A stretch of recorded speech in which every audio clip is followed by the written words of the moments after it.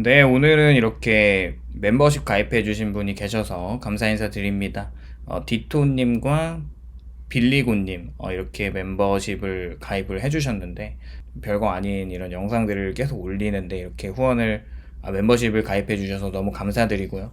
그리고 계속 지속적으로 후원해주시는 분들, 너무 감사드립니다. 앞으로도 열심히 이렇게 소통하도록 하겠습니다. 네, 안녕하세요. 설계입니다. 오늘은 주말이고요. 오늘은 이제 또 주중에 또 일하면서 굉장히 좀 스트레스를 많이 받고 하셨을 텐데, 그러면서 이제 생각이 드는 부분이 스트레스를 많이 받으니까 직장을 퇴사하고 그냥 조금 배달하면서 먹고 사는 게 어떨까 이렇게 굉장히 합리적인 생각을 하는데, 이런 생각은 대부분 치밀한 계산의 결과가 아니라 어쩌면 탈출 욕구의 산물인데, 상사에게 매일 치이고 또 성과 압박에 숨이 막히니까 출근이라는 단어만 떠올려도 심장이 조여올 때 사람은 자연스럽게 이렇게까지 스트레스를 받는지 그냥 몸 쓰는 일 하면서 마음 편하게 살면 안 되나라는 결론으로 미끄러집니다. 여기까지 지극히 인간적이라고 생각을 해요. 문제는 이런 생각이 현실 검증 없이 답처럼 굳어질 때입니다. 특히 배달은 흔히 대한 직업처럼 소비되지만 구조적으로 보면은 직업이 아니라 현금 흐름 노동에 가깝습니다. 직업은 어쩌면 시간이 쌓일수록 숙련이 남고 경력이 축적이 되면서 몸값이 오를 가능성과 사회적인 신뢰 자산을 만들어내는데, 반면에 뭐 배달도 굉장히 이제 숙련이 되면서 돈을 많이 벌긴 하지만 어떤 그 매출의 어떤 상한선이 있잖아요. 그렇게 사실 어떻게 보면은 더 안 좋은 것은 이력서에 남을 경력이 되지 않아요. 또 시간이 지나도 단가가 오르지 않고 내려가는데, 플랫폼이 바뀌는 순간 모든 것이 초기화가 되죠. 그래서 배달은 이제 노동일 수는 있어도 어쩌면 이제 커리어를 쌓는 것은 또 아닌 것이죠. 이런 차이를 인식하지 못하면 어느 순간에 3년을 했는데 이제 남는 게 아무것도 없다라는 벽 앞에 서게 됩니다. 더 잔인한 거는 수익 구조인데, 요즘에 이제 배달 수입이 결국 건수의 단가를 곱해서 기름값과 수리비나 감가상각을 뺀 값으로 결정이 되는데, 여기서 보험비도 빼야죠. 여기서 이제 건수 외에 확장 가능한 변수가 거의 없습니다. 하루에 뭐 10시간 이상 주 6에서 7일 비 오는 날, 추운 날, 더운 날까지 몸을 갈아 넣는 것 말고는 수입을 늘릴 방법이 없다는 뜻이고, 이게 성장형 노동이 아니라 소모형 노동이고, 이런 구조가 나이가 들수록 더 가혹해지는데, 배달은 또 반응 속도나 체력이나 사고 회피 능력과 장시간을 주행해야 하는 가능성 등에서 젊을수록 유리하고, 30대 후반과 40대로 갈수록 같은 시간을 써도 수입이 자연스럽게 줄어드는데, 즉 시간 투입은 그대로인데 몸값은 내려갑니다. 이런 지점이 가장 위험하다고 생각을 하고 있고, 배달을 선택하려는 마음 자체가 틀렸다는 건 아니고, 그게 인생의 대안이나 탈출구로 오해하는 순간부터 문제가 시작된다는 점이죠. 많은 사람들이 이렇게 착각을 하는 것 같아요. 회사 스트레스보다는 배달 스트레스가 덜 하지 않을까. 하지만 이런 비교는 스트레스의 종류가 굉장히 다른, 양태가 다릅니다. 그런 데서 혼동을 하고, 회사 스트레스가 주는 사람과 이제 평가, 관계에서 오는 압박이라면 배달 스트레스는 구조적으로 생존과 직결된 압박이어서 이게 결이 달라요. 배달을 시작하는 순간에 스트레스의 결이 바뀌는데, 사고 위험이 항상 상수로 깔려 있습니다. 날씨는 통제 불가능하고, 이제 플랫폼의 알고리즘은 이유 없이 콜을 끊고 단가를 낮춰버립니다. 콜이 안 잡히는 시간에는 불만이 커지고 민원 하나의 평가 점수가 흔들리면서 그 점수가 다시 수입으로 돌아오는 거죠. 회사에서는 뭐 퇴근하면 일단 끝이 나지만, 배달에서는 오늘 못 벌면 내일 불안해지는 구조가 잠들기 전에 따라옵니다. 그리고 진짜 차이는 몸이 아플 때 드러나는데, 회사에서는 병가와 연차라는 완충 장치가 있지만 배달에서는 하루를 쉬면 그날 수입이 0원이고 며칠만 쉬어도 생활이 바로 흔들립니다. 그때 깨닫게 되는 것이 이거는 자유가 아니라 안전망이 없다는 뜻이라는 것이고, 더 조용하지만 치명적인 문제는 사회적인 위치가 무너지는 과정인데, 대부분은 잠깐만 하다가 다시 다른 거 찾지 뭐 이렇게 생각을 하고 시작을 하지만, 배달은 당장 현금이 나오고 오늘 벌어서 오늘 당장 쓸 수 있는 이 미래를 굳이 설계하지 않아도 살아갈 수 있게 만듭니다. 이러한 상태는 사람을 미래의 생각을 미루는 상태에 오래 머물게 하고요. 그러다 보면 이력서 공백이 1년, 2년, 3년으로 늘어나고 어느 순간 스스로도 이제 자각하면서 깨닫습니다. 이제 뭐 다시 회사로 돌아갈 명분이 없고, 직장에 있을 때는 이제 싫어도 다음 단계를 준비할 수 있지만, 배달을 하면 오늘 그냥 버텨나가는데 모든 에너지를 써버리는 것이죠. 그래서 이 배달은 출구 전략 없이 선택을 한다면 생각보다 훨씬 위험한 길이 됩니다.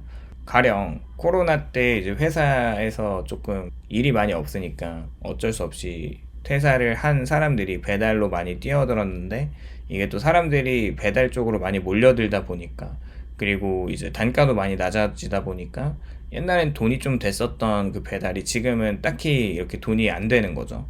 그렇게 배달로 월 250만 원을 또 벌기 위해서 이런 환상보다 숫자를 먼저 봐야 하는데, 누군가는 뭐 500만 원을 벌어간다 그러지만 월에 한 26일 근무를 기준으로 하면 하루 순수익이 약 10만 원이 필요하거든요. 250만 원만 벌려고 해도. 그런데 이것을 달성하려면 기름값과 유지비 약 2만 원을 포함해서 하루 최소 12만 원의 매출을 만들어야지 가능해집니다. 이제 뭐 30일 일하면 300만 원을 벌겠죠. 건당 수입을 현실적으로 뭐 3,500에서 4,000원으로 잡으면 30에서 35건을 소화해야 하고, 이게 대기 시간을 포함해서 하루 11시간에서 13시간 노동을 의미합니다. 뭐 오토바이를 안 타는 시간까지 포함해서 밖에 나와 있는 것을 포함한다면 그것도 사실 저는 노동시간이라고 보거든요. 점심이나 저녁이나 피크타임을 모두 포함하고 주 6일 이상 비 오는 날과 야간까지 감내해야 평균이 맞춰집니다. 즉, 월 250만 원은 이론상 불가능한 숫자는 아니지만 사고나 위험이나 체력 소모나 콜 변동성, 또 유지비 리스크를 모두 떠안은 결과로 만들어지는 금액인 것이고, 안정적인 월급이라기보단 몸을 지속적으로 소모해서 유지하는 현금 흐름에 가깝습니다.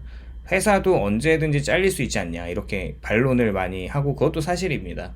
회사와 배달의 불안정성의 성격이 좀 근데 다르죠. 회사는 불안정하더라도 그 안에서 쌓이는 경력과 네트워크나 기술이나 뭐 직무 경험이 뭔가 다음 선택지로 그냥 이직을 할 수 있는, 전환될 수 있는 시간의 자산화가 가능하지만, 배달은 시간을 써도 남는 게 없고 내일을 위한 축적이 거의 없는 거죠. 그래서 더 위험한 것이 배달이라는 직업 자체가 아니라, 절대 이 배달이라는 직업을 폄하하는 것이 아니라 회사를 벗어나고 싶다는 감정에 밀려서 판단하는, 이런 구조 없이 선택하는 이런 도피형, 이제 회피형 퇴사입니다. 이런 방식이 당장의 스트레스를 줄이는 대신에 장기 리스크를 외면하게 만들고 몇 년 뒤에는 더 좁은 선택지 앞에 서 있게 만듭니다. 배달이 합리적인 선택이 되는 경우가 이제 명확한 기간과 금액 목표가 있고, 동시에 다음 단계를 준비하면서 체력과 안전과 보험을 고려하고 분명히 출구 전략이 있을 때입니다.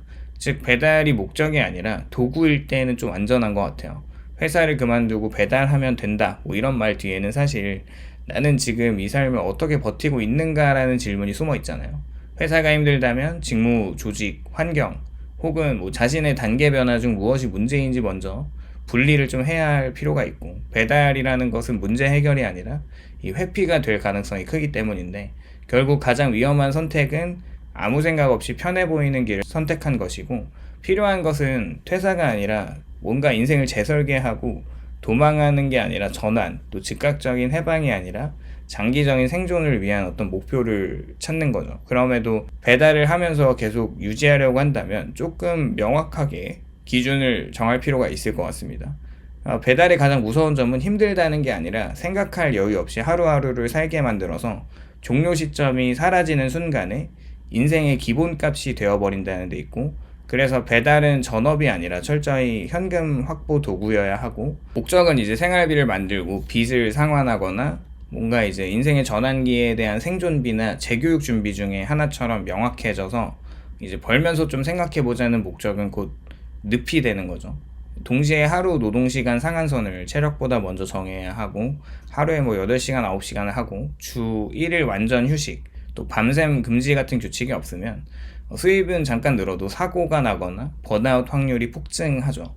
보험과 사고 대비 역시 선택이 아니라 전제인데, 산재나 이제 유사보험, 또 종합보험 같은 최소 3개월 비상금 중 하나라도 없으면 배달은 도박일 수 있어요. 수입 계산도 착시해서 좀 깨어나야 되고, 기름값과 수리비나 이런 감가상각, 보험료나 세금, 장비 교체비를 빼고도 최저임금 이상의 시급이 나오지 않으면 그건 일이 아니라 소모가 되는 거죠. 무엇보다 이제 배달과 동시에 다음 단계가 진행돼야 되는데 뭐 자격증이나 기술학습이나 이직 준비, 사업 준비나 뭐 포트폴리오 같은 내일을 위한 만드는 시간이 없으면 배달만 하다가 좀 이제 번아웃이 될 수 있습니다. 사회적인 고립을 막는 장치도 필수인데 뭐 주 1회 사람을 좀 만나고 업계 밖의 대화, 멘토 연결을 좀 유지하면서 시야가 좁아지고 판단력이 무너지지 않게 이런 것들을 좀 하면 좋은 것 같습니다.